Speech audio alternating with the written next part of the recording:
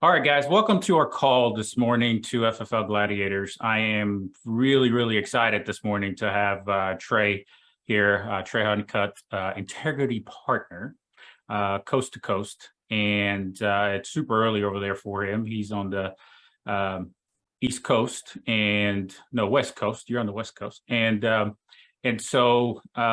Yeah, I'm super excited you're here. We met at the BDM in Nashville. So I was really happy I met you and I heard your story.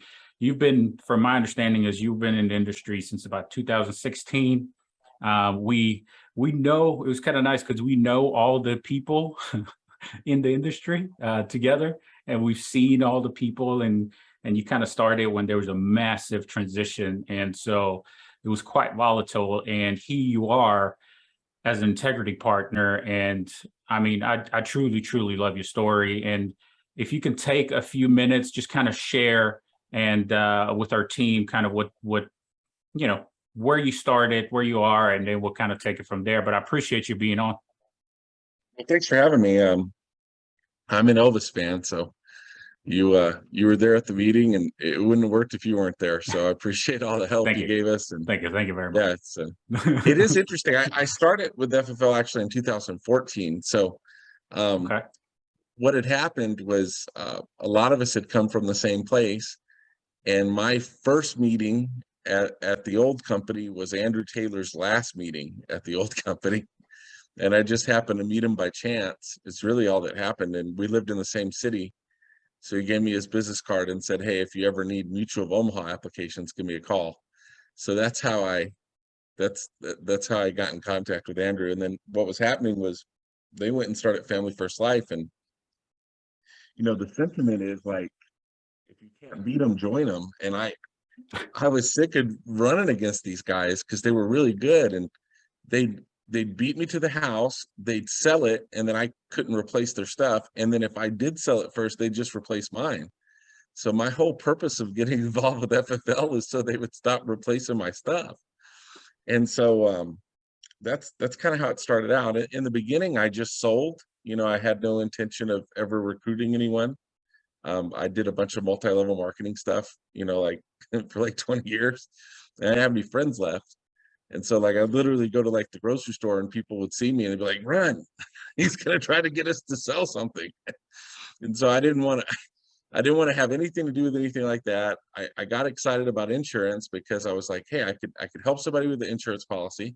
They'll be happy. I'll be happy. I'll get paid. And then I don't have to talk to them again for a year.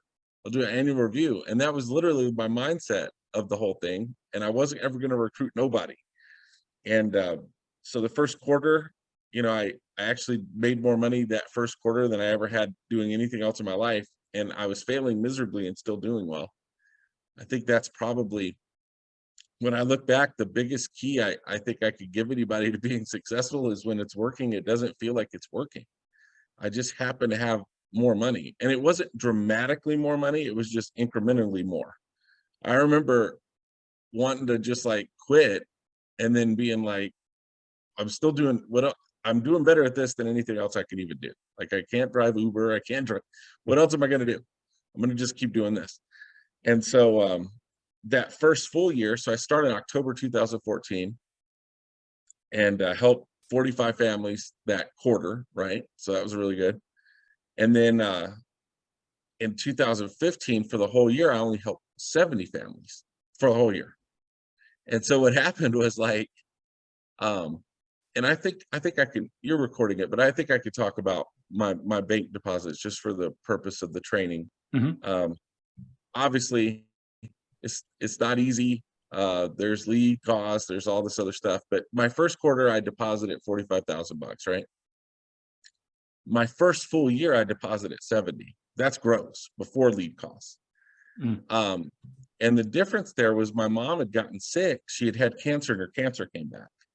And 2015 is when I really sold out on FFL, because what changed for me was, even though I'd had a bunch of sales jobs and did a bunch of different things my whole adult life, I was always just a number, and I was only as good as my last sale, that's how management always treated me like that, So here, that second year, when I only sold 70,000 for the whole year, Andrew Taylor didn't treat me any different. He didn't treat me any different than when I did, 45,000 in 3 months, or, 70,000 for the whole year. And the reason why is because he sold so much insurance. So it didn't matter. Like, he was making money either way. So he was just cool with me either way. And that really endeared me to Family First Life. So when my mom ended up passing away in 2016, I got a job in Andrew's office. So he gives me a job he didn't really know what he was giving me a job for, but he was used to seeing me because I would come in and dial one day a week regardless, because I wasn't running that much. And so he's used to seeing me at least once a week because I was always in there, in the first quarter, I was in there like every day, right? So he was like, I got to do something. So he basically gave me a job, and I show up and I'm like, what am I going to do? He's like, well, what can you do? And I'm like, I could recruit. And he goes, all right, well, let's try that.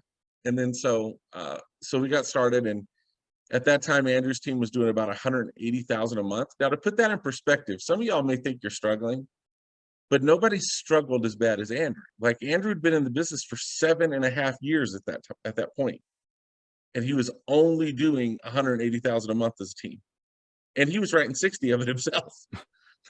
Like, he wasn't doing that good. 7.5 years? I don't think any of y'all are that bad. I don't know anybody who's been in FFL for 7.5 years that doesn't have a team doing more than 180. I don't know the person. So Andrew was really bad at it. So 3 months after I started, I'm just kidding, we were doing about 350. So we doubled, and then at the end of that year, we were up to 800. And it wasn't just me. There was a lot of different factors that kind of fed into that. But I think about that a lot because he was selling a lot. He was doing well off his own pen. The biggest override he made was on himself, and he was making a great living doing that. And he was serious about building the business. He just couldn't get any traction for a long time, which is really interesting. So in 2017, after I'd done it for about a year, he basically takes me to this chicken bowl place, and he breaks up with me. So he takes me to the place, and he's like, hey, I'm gonna have to let you go. And I got like a mouthful of chicken and rice, and I'm like, are you breaking up with me? It's like, no, it's like a partnership. It's a promotion. But you need to go do this on your own, because as his recruiter, I didn't get any of the recruits. They were his, right? So he's like, you need to go do this on your own. So in 2017, that's when I went back to selling full time, building on my own. That's when I really consider when I started taking it serious anyway. And then so 2015, 70,000 for the whole year. 2016, 118,000 in deposits, and that was just selling on the weekend. So I would sell on Saturday and every other Sunday afternoon. 2017, 180,000 that year, just selling on the weekend, and the last part of the year, giving it all I had. 2018, 350,000. 2019, 650,000. 2020, $1 million, and 2021, 1.6. Now, I don't say that to impress anybody, but just to impress upon you that if you took my first 5 years, it was still less money than what Dave Witcher made his first year just selling. Like, what if I'd have quit during that time? So I think the mistake a lot of people make is they overestimate what they can accomplish in a week or two, and they underestimate what this looks like a year, 2, 3 years down the road if you're just doing consistent, persistent activity. That really is the key to the whole thing. It's like doing it long enough that people look at it and go, well, Trey's still doing the same thing. Like, the thing I was always telling everybody was like, Trey, what are you doing to build? Well, I'm taking 2 people a day from not knowing to knowing. That's all I'm doing. I'm doing that.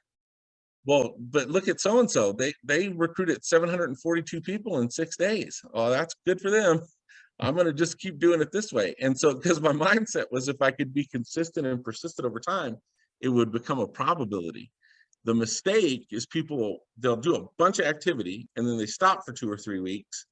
They wait till all the agents quit or never start, and then they go do it again. And going back to the biggest lesson I ever learned from Andrew was, the best thing he ever did for me is not need me. And that's why I kept recruiting. I just kept recruiting people until somebody did it, whether I really wanted them to or not. And if you do it long enough, it'll work out that way. Like the thing I try to tell folks is, if you just simply took 2 people a day from not knowing to knowing, and this is actually what Grady did. If you ever pin Grady down and say, what did you do? He'll tell you, I did that whole 2-a-day thing. Now, some days it was 2 a day and some days it was 10 a day, but he never let a day go by without 2, right? So what I would do is I would let 2 people a day from not knowing to knowing. And the way I do that is send them a video. So they get within the sound of my voice. I pique their interest and I say, hey, I'm gonna send you a video. If you like what you see, I'll introduce you to the right people. That's pretty much my pitch. I don't talk a lot about FFL. What about this? What about that? That's what the video is for. It explains it. That's what I say. That's it. So I do that every day. So if I did that 5 days a week, that's 10 a week. If I do that 50 weeks out of the year, that's 500 people. Now, what are the odds of that type of exposure that at the end of the year, I wouldn't have 50 people raise their hand and be like, hey, yeah, vestor duels day 1, high compensation, free training, all the good stuff that we got, right? Yeah, that sounds good. Y'all pay for the pre-licensing, I'm in. So 50 out of 500 would say yes to that. And then out of those 50, what are the odds over the course of a year that we couldn't help 5 of them help 20 families a month? And if you did that, you'd have a team after a year helping 100 families a month. If you got a 10% spread on that, that's like 10,000 a month, right? Gross. So, well, you're 75% advanced. Let's say 10,000 is easy because of the math. This is the way I always looked at it. And then what the question I would ask myself is like, how much money would I have to have in the bank to make $10,000 a month, whether I sold anything or not? Like, that was my gauge to it, whether or not I was doing good. Because if I can make $10,000 a month helping 5 people help 20 families, and I could do that in a year, if I had $1.2 million in the bank at 10% interest, that would make $10,000 a month passively. After taxes, by the way, 1.2 million after taxes in the bank. That's at 10%. Nobody can get that kind of interest. What if I could only get 5? That's $2.4 million after taxes. And the thing I would always say is, what do you think's easier?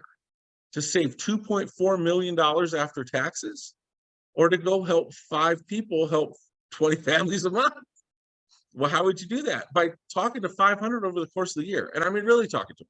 Not just posting on Facebook, not just posting on Instagram, but having conversations. Like going through your cell phone and getting with your friends. So like if Elvis is my friend, what I would say to Elvis, I'd be like, Elvis, on Saturday, I went out, failed miserably in life insurance sales, and still made $700 part-time.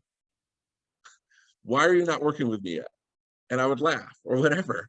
Or I'd call Elvis up and I'd say, Elvis, I want to show you something with life insurance sales that I'm doing part-time. You may not be interested in it, but maybe you'll know somebody. If I send you some information, will you at least look at it and tell me what you think? That's it. Like, it's really, y'all think I'm making it up, but that's as simple as I kept it. And then what would happen is, and then I would say something like, hey, just do it for me. Just look. Once you look at it, I'll never mention it again if you think it's stupid. Promise. That's all I ever did. And if you look at my team, it's all warm market. That's where it came from. If I recruited somebody off Craigslist, or I recruited somebody off ZipRecruiter or any of these other places, or somebody I didn't know, my whole purpose in doing that was to get them to go explain it to their friends and recruit their friends. And sometimes I'd recruit people that were already licensed and all their friends were already licensed. So I'd get these pops. But what if you really made it a goal to have 2 5-minute conversations a day with people to expose them to Family First Life? Like, how long does it take to have 2 5-minute conversations? It takes 10 minutes. It doesn't preclude you from running any appointments or doing anything else. So that's the way I looked at it in the beginning. And then I explained that to Andrew and Paul. I explained to them, like, they're like, I don't know, you should just sit here for 6 hours and call resumes. I'm like, I'll do that too, but this is what I'm thinking. And then I told them, I go, what about in the second year when everybody sees me do that long enough and those 5 people go do what I did? Then what's going to happen? So at the end of the second year, we got 30 people helping 20 families a month, and that's 600 families a month. And a 10% spread on that is a lot of money. What if that took me 5 years to figure it out? I'm still better off than anything else I could ever save that much. Social Security, I worked for 40 years, might get $1,500. you know? So that was always my mindset. It was always long-term, consistent, persistent over time. And a lot of building this business, and I'll touch on the sales part, but a lot of the building of this business comes down to, you're going to do a lot of things that make sense long-term, but it may not make that much sense short-term. Like starting people at proper compensation, which you're not making these huge spreads. Like short-term, you want to make a whole bunch of money, right? But long-term, the best thing you could do is put people in a position where they can win. That way you're not always replacing folks over and over. So a lot of the philosophy of how we did it early on at FFL was based on this whole idea of, we're going to do things that make sense long-term, not just short-term. The most expensive thing in this business is turnover, having to replace folks. So if we put people in a position to win, they can actually win. I don't know if that made sense. I talked a long time about that, Elvis. So if you had No, I love it. And it's just, just listening to you, when you were mentioning about sales, you were taking care of your mom, right? Through that process. And you were kind of working part-time on the weekends, taking care of your mom and all that stuff. And so you weren't respectfully saying, you're your integrity partner, but you weren't the best sales guy out there, right? You get on your, on the weekend call, a Friday call, whatever you guys did it, you would look at yourself on the leaderboard and you busted your butt. And then you would see all the other guys like on top of the, number one, number two, and you would be down here, right? And I imagine that's kind of frustrating. And so you just kept on doing it just to fund your business. But where you were really, really good at is talking to people and telling them about the business. You felt more comfortable there, right? So some people are really, really good salespeople, and then some people are really, really good at recruiting and sharing the opportunity, right? Because it can definitely change people's lives. It changed yours where you had the flexibility to take care of your mom and still be able to serve families, right? I think that's everybody's dream, to be able to control their own schedule. And that's one of the reasons I got into this business as well. But from the sales side, how frustrating was it for you? Yeah. Well, I think, so if we could cap everybody at 7 appointments a week, I'd beat everybody. I was really good at selling, sitting with 7 families a week. What I didn't understand early on, and it took me a long time to get it, was the answer to every problem you have in selling is just more appointments. Like, it really is. Like, I was probably 3.5 years in when I looked at Paul. So one day Paul McLean comes into the office and he has his day planner for the previous year. And I'm like, all right. And I didn't trust this at all the first 2 years. I was playing around with it because I was like, I don't even believe these people. I think everything charges back. I don't know if anybody's actually making any money. Like, I had all this baggage, right? So I had to get through that. I think everybody has a little bit of baggage, but I was around it enough that I started to trust it. And that's, I think, a really important part of the business, is learning to get around people who are actually having success and then stay around. And one of the keys to staying around is not telling everybody stuff. Like, people come to the office, they're like, Trey, how do I do this? I don't know. You should ask Paul. He sells more than me. And I would just shut up and hang out. Y'all want me to pick up the pizza? I wasn't giving nobody advice. I was just hanging out. But I was there, and I just knew if I could stay around it long enough that it would work out. And I was real careful about who I listened to. That was the other thing. Like, I would be in the office and somebody would get up and give a sales seminar, and I'd be like, hey, you shouldn't talk anymore. Paul's about to trade. We need to listen to him. He helped 72 people last month, And I would do that because I was trying to protect my brain. That was a big part of it, because a big part of this business is just not riding the emotional roller coaster up and down. And a big part of doing that is being really careful of who you listen to. So that's what happened early on, is I would be in the office, good or bad. I was always around. I'd let those guys kind of pour into me. And you had a question. I totally lost it. But no, you're fine. I'm gonna circle back around. We'll go back to the question. So the selling thing. So this is what happened. I didn't realize how much of an impact just running more appointments would actually do until one day, Paul brings in his day planner for the previous year.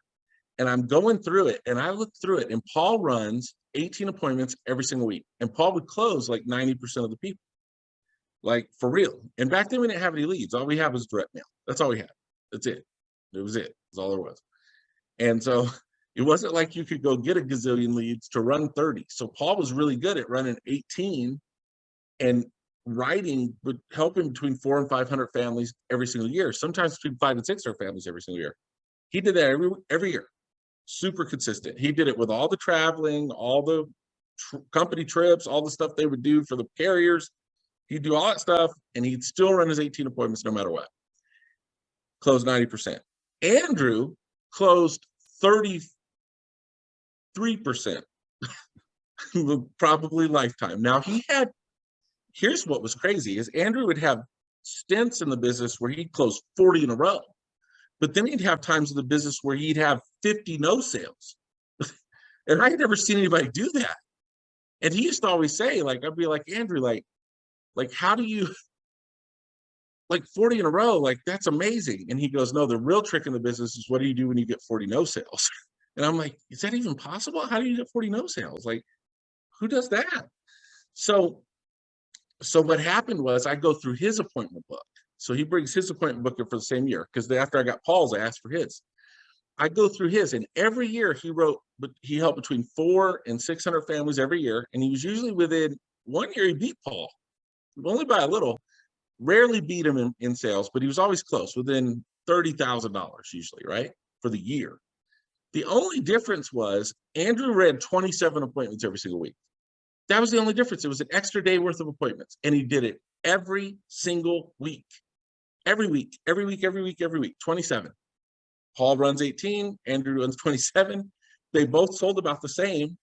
Andrew couldn't close the front door. Paul literally couldn't leave a house without somebody buying something. That was it. That's how it worked out. And it dawned on me that the answer, and that took me 3 years to figure that out, is really just running more appointments. Like your no-show problem is answered by running more appointments. Your in-home problem is answered by running more appointments. When people tell you they want to think about it, when you're not closing, it's because you don't have enough appointments. When you're frustrated in the business, it's because you don't have enough appointments. It's all because you don't have enough appointments. Because the reality is, if you have like 6 appointments each week, and some weeks will be good when you sit with 6, because you'll sell the first 3 and you'll be on this high, and be like, I killed it. And then some weeks you'll no sell the first 5 and have that 6th one and not even want to go to it because you're in such a slump. Like you feel so bad. People are like, hey, I had a bad week. How many appointments you run? 9. You didn't have a bad week. You had a bad day, and you spread that out over a week. That's what happened. Anybody can have a bad day. You go out on a Saturday, get no-showed a bunch, and I'm talking about doing it in person. Same thing with telesales, though. It's the same thing. You could have, you could do one-call closes. I don't know how y'all do it. There's all kinds of different ways to do it. You know, you could set appointments to sell on the phone, whatever. And if you have a bad day where a few don't show up, one doesn't give you their social, one buys and cancels an hour later, it'll make you feel like it's not working. But the trick to this really is just focusing on your appointment goal. I mean, that's the best advice I can give anybody. People say, Trey, I need help with my in-home. No, you don't. Your in-home's great. Like 99% of this business is really having the right mindset about the lead. And it was easy to do when it was in-home, because you could look at it like this, like who would ever send something back or fill something out on the internet, for God's sake, have somebody call, book an appointment with that person, you show up, and then them not do it. Like, that's weird. Who would go through all that? Like, they're obviously interested. They're not stupid. You didn't trick them. Nobody thinks you're just coming over to say, like, to make sure they're alive. You know they're alive. They're on the phone. Like, they know you're coming over to sell insurance. That's why they let you come over. They want to get it. If they don't, it'd be like you go to Starbucks, right? You drive across town to Starbucks, you walk in, you wait in the line, you get all the way up to the counter, and they go, how can I help you? And you go, I'm just looking. And then you leave with no coffee. Like, that'd be strange. We're like, the guy's casing the place to rob us. It's the only answer. You know, that would be odd. So So 99% of this business really is, and that may be extreme, 90% of it is having the right mindset about the lead. Now, obviously, there's some skill involved. You're going to have to get good at overcoming objections before you get them. That's the number one skill with presenting, is how can I overcome these objections before somebody gives them to me? And it's just properly setting the table and setting the proper expectation about what's going to happen. And once you get good at that and getting agreement there, then it's just a matter of finding something that fits somebody's needs and their budget. And so, but if your mindset's all messed up about the leads, if you start saying, well, it's the leads, you know, the leads don't work. And it's not, no, it's not that the leads don't work. It's that people don't work. You say, well, I'm dialing 22 hours a day. No, you're not. There's no possible way. People tell themselves stories. Like you have to be real clear about what's really true and what's not. I got these leads and I dialed 7 hours, 5 days a week and booked 3 appointments. There's no way. That didn't happen. Like if anybody actually did that, and if that happened 1 week, then the next week, if it actually did happen, the next week you should hold like 50 families the next week if you maintain that activity. The trick is to learn to get your self-esteem from the activity and not get it from the results, because the results come last. See, what'll happen in this business is like, everybody's like, I want to be like Hall of Fame producer A or Hall of Fame producer. I want to be Steve Giordano. I want that lifestyle. And they're like, I just need to get Steve's results. And so everybody's like, hey, Steve, how many leads? How much do you dial? How many appointments? Got to get the results. Or I'm going to mimic the activity. And let's say you go copy the activity and you're not getting the results. Then what's the problem? Then you take a step back and you look and you say, oh, it's my attitude. My attitude sucks about the lead. I'm going to get my attitude right. I'm going to do some yoga. I'm going to meditate, whatever. I'm going to pray for 2 hours before I pick up the phone. We have my attitude good. And then it still doesn't work. And then the question then is, if it's still not working, then what's the problem? And the problem is your philosophy. It's what you believe and how you hold it. And normally that philosophy comes down to how you think about the lead. You think you're bothering people. I don't want to dial them 3 times in a row. I wouldn't do that. If somebody did that, I'd be mad. Well, you wouldn't fill the thing out. Would you randomly fill out something on Facebook and send it to a stranger? No, I'm not one of our clients. The thing I learned about the people that we serve is that they need to be led, and it's okay to tell them what to do. Like, I don't know how well it works on the phone. I've been selling a little bit on the phone, but if you're in person and I'm sitting with Dolores and Dolores is like, I need to think about it. It's perfectly okay for me to go, no, Dolores, we don't need to think about it. We've been thinking about it for 6 to 7 years. It goes against my better judgment to procrastinate anymore. That's not what we're going to do. We're going to get a policy in place. Go get your driver's license. And I can be really direct and just tell her what to do. And Dolores, and if I don't make it weird, like people say, that's mean, you know. No, if I don't make it weird, she'll just go get her driver's license and we get the policy. You know, so it's just about being assumptive, and this is what I'm here to do. And if you don't do it, it's weird. Why are we going through all this? And the way you do that is having enough appointments. If you got 2 appointments, you can't do that because you're worried. You're like, Dolores might get offended. If I have 30 appointments and Dolores don't get her driver's license, I go, Dolores, is there anything else I can help you with before I go? And I leave because I stack the deck in my favor. I don't know if that helps or not. But. No, it does, man. You gave us so much nuggets. I mean, I'm just like, which one should I touch on first? Like, there's so much you said, right? But just from a perspective of, in the beginning, you said Andrew versus Paul McLean, right? And they're integrity partners. They're you know, next to Sean, right? I mean, so it's like they're his children, so to speak, right? And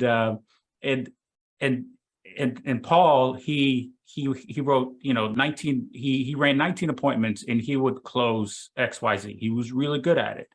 And then Andrew had to run, you know, 27 to 30 appointments, right? Because different personalities, different skill level. Okay. Now for me, I can run 5, 6 appointments a day, get my application or 2. Somebody needs to run 15 appointments a day to get that kind of results, right? So it varies. and the skill level varies over time, of course, right? And that's where you learn things. You learn about yourself, and you mentioned about philosophy and attitude. I mean, attitude, I can't really express attitude. And you made me think about a situation where when I was going in home and I drove to Memphis, it was 2.5 hours, 3 hours from my house. And you got to see my day. I mean, I think I had like 10 to 12 appointments that day, and every single one of them said, come over, like we want it. And everybody stood me up. And so I had to drive 3 hours home. And I don't know how many times I wanted to drive off the cliff right that day. So, because I wanted to quit. The week before, I think I did like 12 or 13,000, but that week never really, I didn't even think about that. I just thought about today, and I was like, I'm quitting. This is not something I want to do anymore. And I called the gentleman that I was with at that time, and he's like, just, you got to look at it as you couldn't close a toilet seat today, but guess what tomorrow is? Tomorrow you're going to close every single person. And so it's almost like I'm glad I went through that day. I already went through it, and I already paid my due. So now let me just go back tomorrow to my next appointments, and that's where my reward is going to be, right? Just like you said, the results come last. So I had to go through all that, the bad stuff, before the good stuff came through. So it's like tuition. You have to pay tuition some way, some form. Right. And so I love everything you said, and from the perspective of leads, right? The attitude and how you look at it, like, hey, I just got to know. I just got to know. And so it's really, really, really hard. I think that is the hardest part of this business, is being able to keep your attitude right.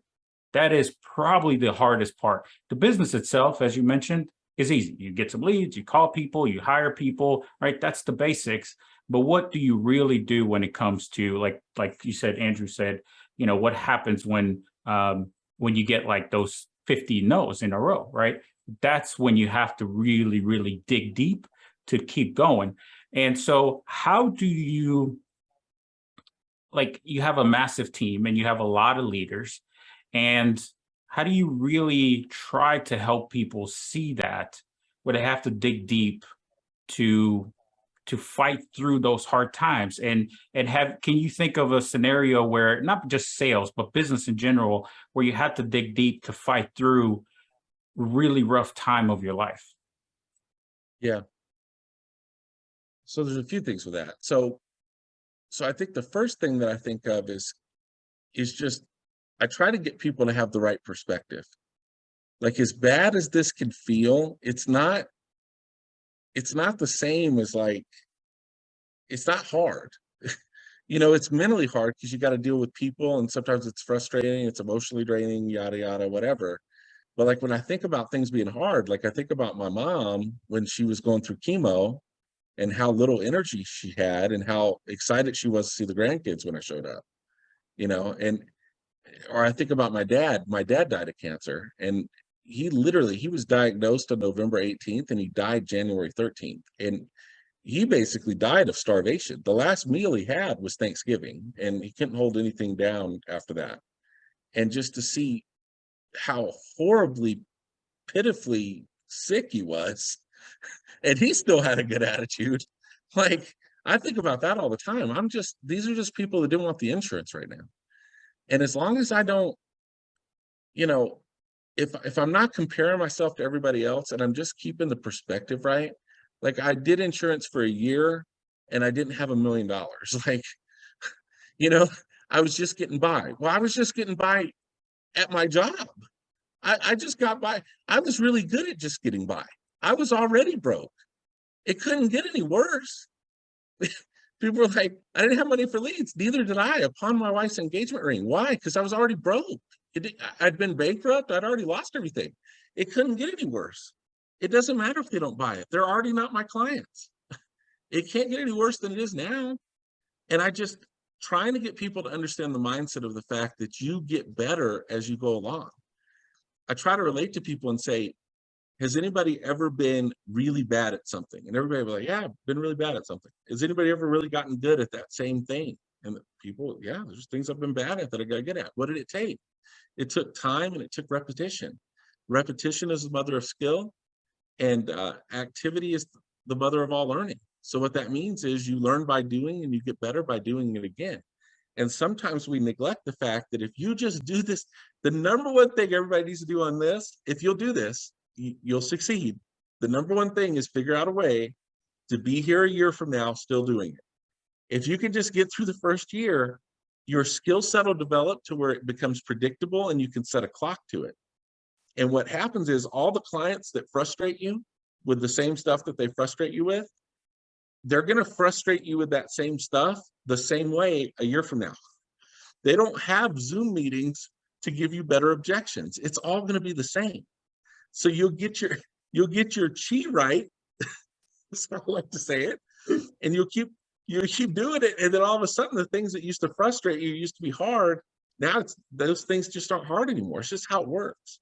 But I think people, what they do is they'll get going and then they look at Facebook or they look at Instagram and say, well, Nina wrote da da da da da. And I'm terrible. Well, you can't base your basis of reality based off somebody's highlight reel. You don't see everything else. You don't see the story behind the story. You don't see that somebody started somewhere else and learned how to overcome rejection and do all these other things. And just because they have a 10-year history, it doesn't mean that you have to take 10 years to get to the same level. You just have to learn from the mistakes, keep a good attitude, and keep the proper perspective about what it is you're trying to accomplish. Whenever I had bad days, and Andrew was like this too. And Andrew was really good about never letting me see it. So was Paul. They'd never let me see it when they were down. And I did see, because I was around them like all the time, I would see moments of weakness. Like there was this one time, this is Paul McLean. I don't know if y'all understand, historically with FFL, Paul McLean probably really, we say it's Matt Smith still, but I think Paul McLean probably issued more than Matt Smith. And it's not Steve Giordano yet. It will be if he does another year like he did. But Matt Smith is still #1 producer of all time with FFL. Personal producer. And I really think it's Paul. That's my personal opinion. But when I saw Paul have a moment of weakness where we're at a conference, he has his backpack over his shoulder, he doesn't know I'm listening, and he says to Andrew, he goes, dude, I don't even know if this works anymore. That was 2015. I don't even know if this works anymore. I don't know what I'm doing. Like I'm so I don't even like last thing I ever want to go do is see a lead. Like that's how he was. I'm like, Paul McLean, he doesn't get like this. It was the most freeing thing. So I'm like, that happens to Paul. One day Paul had a bad dial day. This is the other time I ever saw a moment of weakness. And I felt so good because like I have arrived. That's how I felt. So we're in there dialing and I booked like 6 appointments in an hour, which rarely happens. Y'all might sell on the phone, do one call closes. I don't know how y'all do it. But back then we set appointments, went to go see people, right? So I'd always average 2 or 3 an hour. And I just booked like 6 in a row. It was so great. And then Paul dialed for 3 hours and booked 1 appointment. And I never saw that. And he had the good leads. And he was pacing. He was asking me, hey, what's my phone script sound like? Am I talking too fast? What am I like? I need to listen. I need to record myself. Like he's doing all this stuff. And I'm like, this is crazy. You're Paul McLean. Like you're just having a bad dial. Like I'm like, dude, the numbers will work out. Like I'm telling him all the stuff he'd normally tell me. And I'm like, this is really refreshing because he goes through the same stuff. So the trick is just to understand that. Don't compare yourself to everybody else. Focus on a game you can win. Set up a game you can win. Try to get a little bit better. It doesn't, everybody's like, help 10 families a week. Well, if you never help 10 families a week, you only help 3. This week, just help 5, help 4. Do 3 times in a row. Like find a way to gamify it where you're winning and then celebrate the win. Like I did this. I didn't want to make those last dials. I didn't want to dial past 8:30 at night. I didn't want to start at 8 o'clock or 7:30 in the morning, but I did that anyway. That's a win. I didn't want to sit there and dial for 4 hours. I've never done it that long before, but that was a win. And start getting the power mindset from the things that you're doing right, not all the things that you're doing wrong. And if you do that long enough, it has to work. It's not, you've seen some of the producers that are like really good, right? Like none of them look alike. None of them act alike. None of them are the same age. They're not the same shape. They're not the same gender. They don't have the same belief systems. They're all different sorts of people, but they figured out this and they come across different with folks. They have different personalities. but they figured out a way to do it. The thing they have in common is they've been doing it a long time. It's the only thing they have in common. You say, well, so-and-so came out of the gate, they wrote da-da-da. Well, there's a story behind that. They were in some sort of sales before for so many years. They've been self-employed. That's the biggest struggle in the business, is learning to be self-employed. That's hard. That takes time. Be nice to yourself. Don't beat yourself up over it. That's my best advice. No, I love it. I mean, comparison is the thief of all joy, right? So you start comparing yourself, or comparison is the thief of all joy, and you start comparing yourself to somebody who has sold, like you said, and in another company, they come in and they just kill it, and you go like, you start questioning yourself, like, what's wrong with me? Like, I've been doing this, and so you start looking at all these different direction, and as you mentioned, like, well, have they done it before? You know, like, compare their history. Don't just listen to everybody. Keep your mind right. If you've sold before, and this is what I tell everybody, if you've sold before and you were able to make a sale the way you've done it, then you will do it again. Don't try to change anything. It's just, you're just going through the numbers.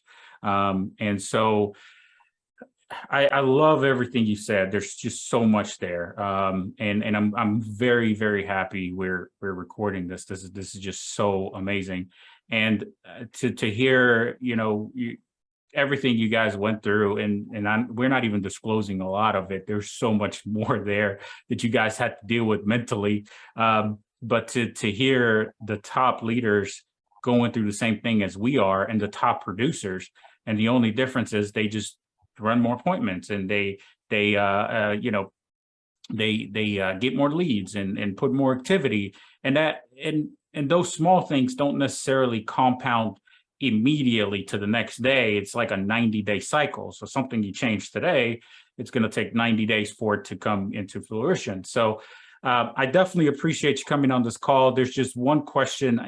There's a couple different stories about recruiting, and some of the crazy stories you had about recruiting, of how people, all you did was just share this information, and you hired somebody. This, if I can remember the story, you hired somebody, and he was in the same appointment with somebody else from another company, and they almost got in a fist fight, right? Right. And this is a guy that you hired him a year ago, and he didn't do anything, and then like a year later. Can you share about that? Yeah. So you just never know. I mean, the trick is just to stay around. You know, Stephen E was with us at the beginning and quit for 3 years. If we'd have quit, and I'm not just saying just stay around so you can just look at the clock and be like, ha, I made it. See, it's still not working. Like, you have to be doing the activity the whole time. But he came back 3 years later, and now he's an integrity partner, right? And then there's this other story where I recruited this guy early on. He didn't do nothing. He recruited another guy who ran an ad, and off that ad recruited this lady that recruited one person that was a friend, right? I go meet that guy at Chili's, and I'm like, I really like this dude. It was 2 weeks before the conference. I'm like, I got to get him to the conference. And he's like, I just can't. I just got a new job. You know, it's not going to work. Some way or another, I talked him into it. I got him to go out there. I paid for his room. I bought his food. I did all this stuff. I didn't have any money either, but I just thought he was going to be a good one. And he, sure enough, he comes home and he doesn't do nothing. And so for like 9 months, he doesn't do nothing. And then he sells a couple policies. He's like, hey, I'm going to pay my way this time. I'm going to make enough money to go. And he's like, I'm still going to go. So he makes a few sales. He goes back to the conference. He gets all fired up. He's like, Trey, this time I'm going to kill it. I'm like, all right, man, you go get him. So he goes out there, he runs for like 3 weeks. And during that 3 weeks, he runs into an appointment. There's another guy there selling it from another company. He was so upset that the other guy was there that he got the client to get mad at both of them. And they almost got in a fist fight. So the client kicked him out of the house. And then they were going to fight in the driveway of this client's house. And then all of a sudden they kind of made up, you know, they talked through it or whatever. And the guy goes, hey, I really like you. Like, you should come work with me. And he goes, well, if the price is right, I will.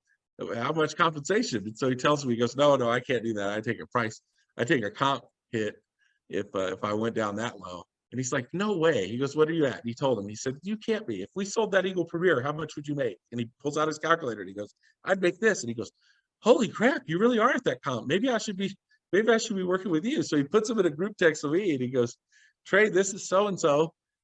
he's interested in working with us. So I go, welcome to the team. And he goes, hey, I'm gonna have my girlfriend call you. So his girlfriend calls me. She was the #1 producer with this company that year.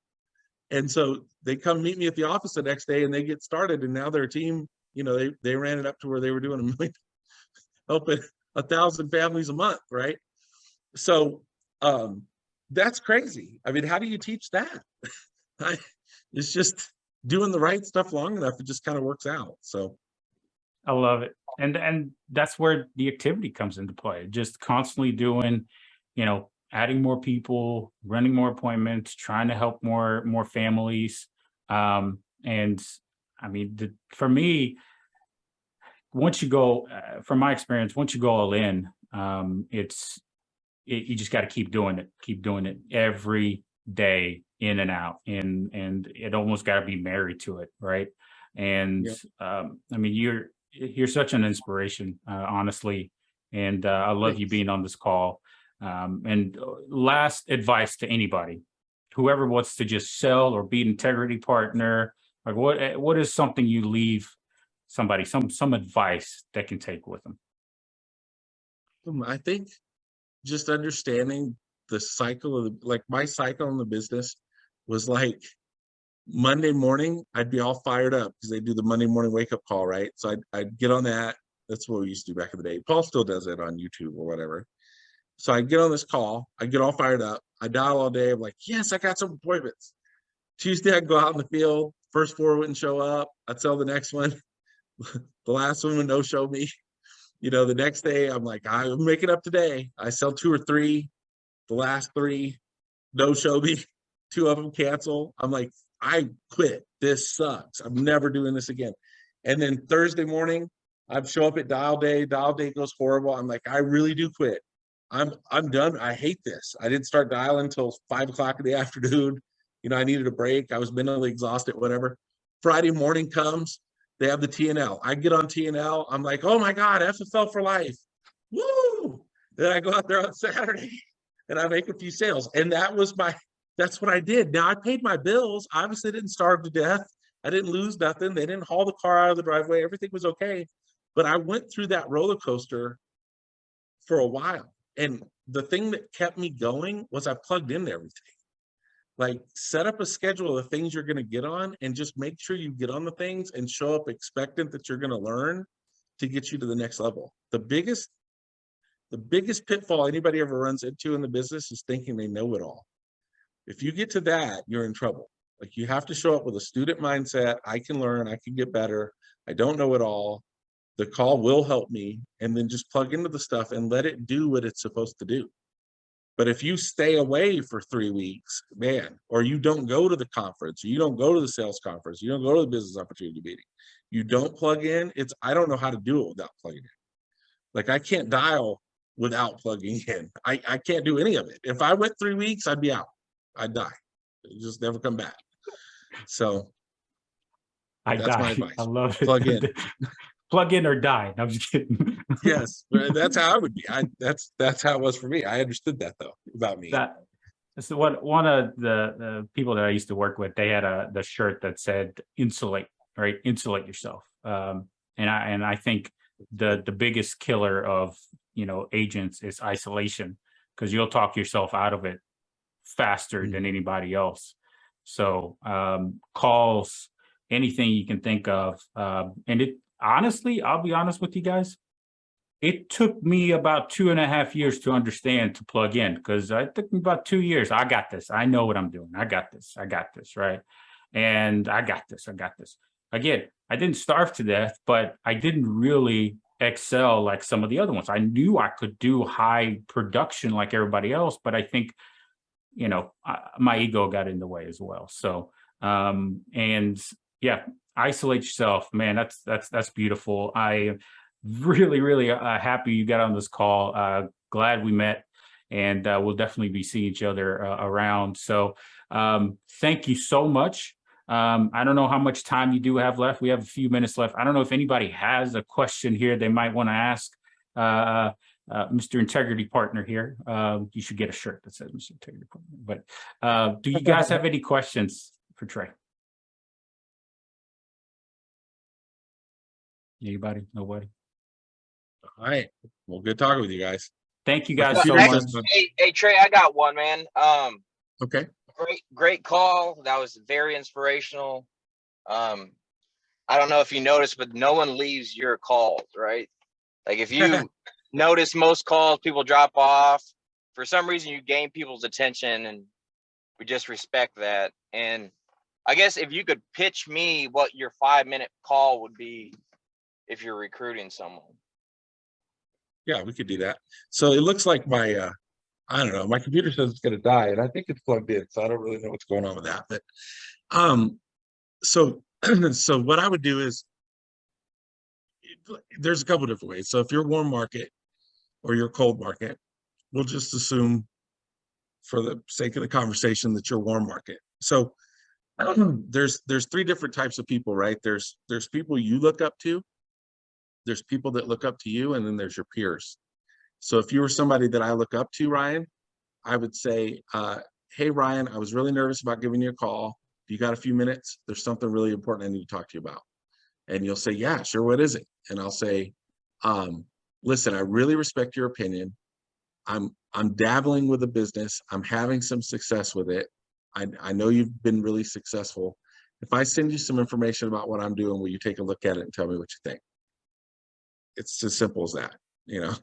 And then you say, yeah, what is it? Well, it's life insurance sales, have lead programs, nationwide advertising. You know, I'm figuring it out. I made $1,400 last week. You know, if I just talk through it and try not to talk a lot. Just, I'll send you the video, promise me you'll watch it. If you like it, let me know. You have any tips, whatever. So that's how you approach people you look up to. Those are the ones you're scared to talk to, right? The ones that look up to you, you just tell them what to do. So it's like, Ryan, hey, I need you to do me a favor. Write down this website. Go look at it right now. We're going to get rich. You know, that's it. I'll call you back in 15 minutes. Well, I don't have 15 minutes. Pull over and do it right now. I'll call you back. Let somebody that looks up to you. Let somebody you tell what to do. Your peers are the hardest. You just like planting the seed for the majority of the people, and then like the people that you truly know would do extremely well because they're successful at another business. You kind of take more of a humble approach and say, hey, this is what I'm doing. Take a look at this. Maybe this is a business for you because I know you'd kill it because you do XYZ businesses and you know how to network with people, etc. So I guess every situation is going to be a little bit different approach, I guess. And then I take the pressure off. So if it ever feels like pressure, I'll say, listen, if it's not interesting, it's okay. I'll never bring it up again. I'd feel guilty if I didn't share it with you. Maybe you know somebody. I do stuff like that to make it comfortable. When it's somebody who looks up to me, I just tell them what to do. When they're my peer, the way I would approach those people is I would say, hey, you know, I've been selling life insurance for a while. It's going really well. I'm trying to expand. I'm looking for people that want to make an extra $2,000 to $4,000 a month, either part-time or full-time. Who do you know that would be interested in something like that? If I can get them in, you know, if I could pull some strings and get somebody in, who do you know that would be interested in something like that, full-time or part-time? And I just take the approach straight up of like, who would you know? And a lot of times people will go, well, I would. You know, I've been nervous about talking to you about it because I see you post it all the time. And what's it about? Really? Well, dude, I'll send you the video. If you like it, I'll introduce you to Dave. I'll introduce you to Elvis. You know, sure. I didn't even think of that. Yeah, you might actually be good at it. I don't know. You're a good point. You know, that's how I approach that. With Mark Mead sowing seeds, man. You know, in Miami, he was. I believe you were there. I think you were on stage, but Mark Mead sowing seeds, man, sowing seeds. Yeah, that's all it is. It is that simple. And the trick is if you do it long enough, other people will do it with you. That's why I try to keep it so simple. Like I want to make the recruiting where if somebody says to themselves, can I do what Trey did? Do I have time to do what Trey did? Would I mind doing what Trey did to people that I know? And as long as I can keep it really simple there, people will follow it. But if I make it really complex, you know, come sit down and let me explain to you for an hour why FFL will change your life. Dude, that doesn't work. Like you could get them to go sit down with somebody else for an hour. But the thing is, when it's your warm market, they'll say, well, of course, Ryan could do it, but I'm not like Ryan. I'm shy. Of course, Ryan can do it. He has sales experience. I don't have sales experience. But if you keep it so simple where they look at it and go, hey, I can do what Ryan did. All he did was show me the video. I mean, if somebody says no, they say no. So the reality is you don't know if they're good or not. You really don't. So dude, that it'll trip you out. The people you think are going to be great usually don't do nothing.